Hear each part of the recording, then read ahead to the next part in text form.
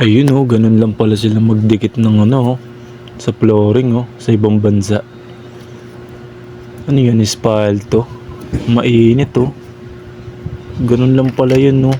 Pag sobrang init pala, kailangan diretso na agad para dumikit yung flooring. Ano kaya yan? Parang ano no? Carpet lang. Pero siyempre parang ano na rin yan, tiles din. Galing no? Ganun lang pala yun. Para dumikit agad. Galing. Oh, ito naman oh.